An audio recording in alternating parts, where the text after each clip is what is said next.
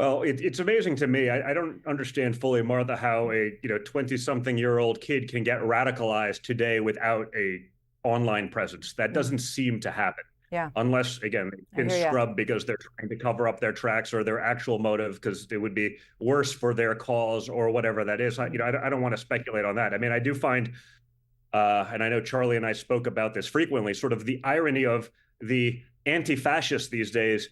They seem to be taking a lot of playbooks out of the fascists, out of the browncoats. I mean, if you don't agree with someone, kill them. I mean, that seems quite fascist to me. So, I wish we would stop calling them Antifa because there's nothing anti about Mm, their fascist tendencies.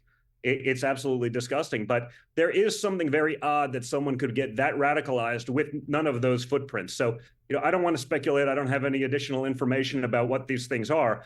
yeah. But I will say, watching the left turn this violent when they don't get their way, it's almost as though, Martha, they know they've lost the plot. They Mm, know they've lost the debate. So rather than lose the debate and adapt, or maybe, I don't know, wildly, come up with a better idea or a better concept or be reasonable, implement some common sense.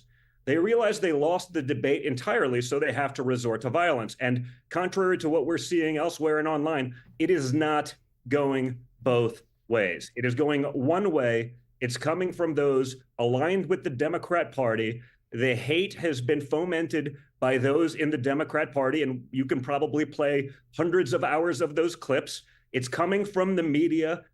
Some of them are doing a quick course correction and probably scrub their social media feeds for all the things they've said about Charlie, mm, myself, my father over the last few years. But you can't call someone who you disagree with or simply can't win an argument with a Nazi, yeah. a fascist, a dictator, a Yeah. greatest threat to democracy in the history of civilization, and then pretend you had nothing to do with it when the more radical wing, and there does not seem to be all that much difference to me these days, takes up arms and tries to kill those they disagree with. It's not one way. It's not both ways. It is simply one way. And anyone who's saying otherwise, should be thrown off the air. I've had those conversations with Charlie so many times. I mean, he was able to go out there under threat all the time because he truly just believed in his faith. He believed in the mission. He believed in God and that he was doing the right thing for our country. And I agree with him 100%.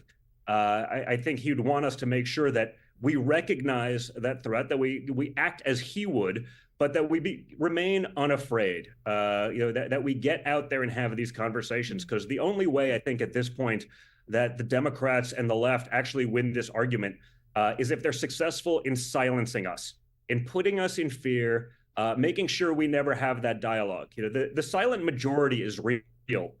It's there. When we started talking about these things on college campuses, Charlie and I, back in 15 and 16, where that was unheard Yeah. of for a conservative group to go into a college campus and try to win them over.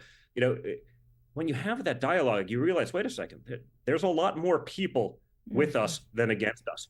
They've just been pressured by so many things. Again, the media, social. I mean, it felt like an insurmountable obstacle for so long. I don't think that's the case anymore. You see so many people who are apolitical but reasonable, perhaps even left-leaning and reasonable, being like, okay, this has gone too far. This is insane. So I Yeah. think if we do what Charlie had tried to do for years, which is bringing people together, uniting them in a common cause for what's going to be good for our country, our children, and most importantly, our civilization, I think if we keep that going and don't become afraid, Charlie's legacy will be well served.